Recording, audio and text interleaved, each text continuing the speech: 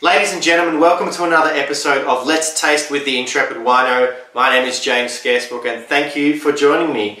If you are a listener of my podcast, The Vincast, where I chat with different people who work in different elements of the wine industry, it's possible you might have heard me talk with a guy named Brad Weir, who has a wine business over in WA, based in McLaren, in the Margaret River, and a couple of brands in his business.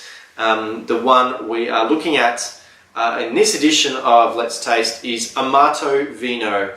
Amato Vino focuses on slightly more alternative grape varieties, quite a few from Italy, a few from Spain, even ones from sort of slightly more marginal regions in France.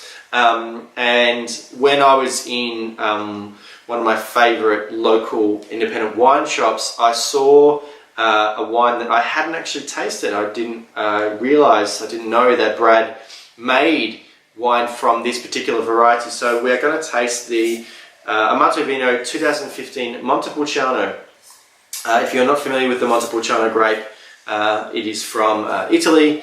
It is from parts of the eastern coast of Italy, specifically in Abruzzo and also in Le Marche. You find it a little bit in central Italy, in Umbria.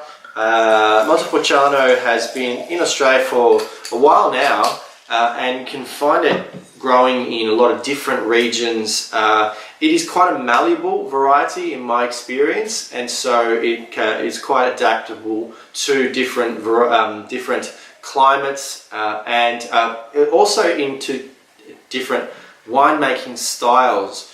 Even in Abruzzo in Italy, you can get very light, fresh, sort of crunchy styles of Montepulciano, and you can also get fuller, more robust, sort of barrel-aged, very intense styles of Montepulciano. So I'm very, very interested to see how Brad has chosen to produce this Montepulciano.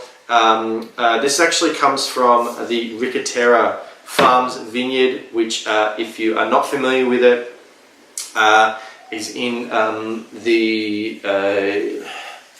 it's in Riverina, I think. It's basically in that kind of Murray-Darling Basin area, where sort of South Australia meets Victoria meets New South Wales, so along the Murray River, and is producing some of the most exciting alternative, particularly Italian varietal fruit in Australia. I don't know if I've necessarily tasted any wines on Let's Taste. I have Delinquente. Check out my Delinquente tasting. But I certainly have had a number of people on the Vincast podcast who make wines from grapes purchased from Ricatera Farms, including Brendan and Laura Carter from Unicozello, and also Brad Hickey from Brush Higgins Wines, and of course from Brad Weir as well. So I haven't tasted this yet. I'm very interested to see. I don't think I've actually tasted any of the wines that from the Amato Vino brand from Ricatera Farm. So it's always a really interesting experiment to see how different winemakers have chosen to express the same grape variety from the same vineyard. So I'm very interested to see what this has to offer. Oh, there's Samuel wines as well. I've tasted Samuel wines. Check out that video as well. Let's have a look. Dark, small sort of blue-black berries. So some crushed herbs and some dried flowers as well, dried sort of purple flowers. It smells kind of mellow, so I'm going to make a guess that it is a slightly softer, fuller expression of Montepulciano. Let's taste and find out.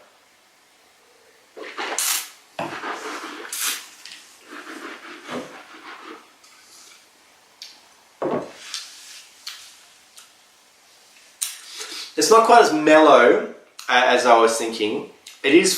There's some nice sort of plush fruit It's very expressive. It really fills the palate quite beautifully. On the palate, the fruit profile is sort of more red to purple rather than black.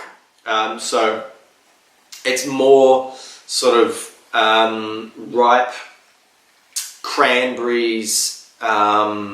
There's some black cherry in there, but almost like a balsamic kind of. You can actually get these beautiful cherries. Shush, Milky. You can also get these. Come here.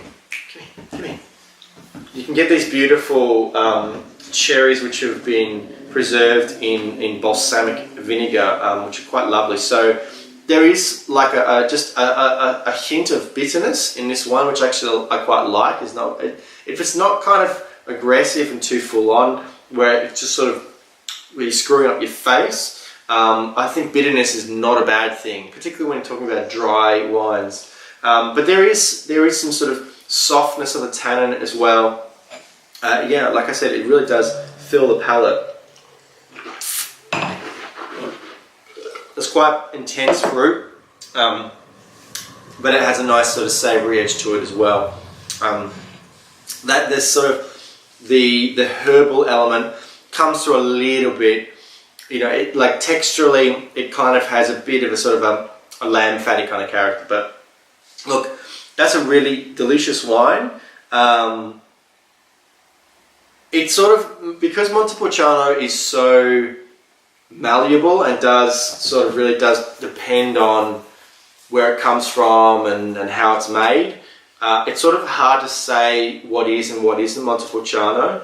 I know that this is a really delicious red wine, and it certainly has characteristics of Montepulciano, but it is harder to sort of say whether or not it is a reflection of Montepulciano, particularly because most Montepulciano, as you can imagine, comes from Italy, and you are a little bit more familiar with the characteristics of Montepulciano from Abruzzo and Marche and Umbria.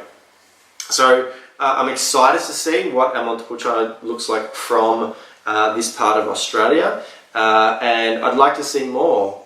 So guys, please, if you are making wines from the Ricatera Farms vineyard, do get in contact with me. I'd love to see as much wine as possible. I think that Ashley is doing a really amazing job. I can't wait to meet him in person when I'm attending the Australian Alternative Varieties Wine Show in less than a month. I think only a few weeks. And yeah, it's going to be an awesome experience. So thank you very much for watching this little video. Thank you to Brad for making a really lovely wine.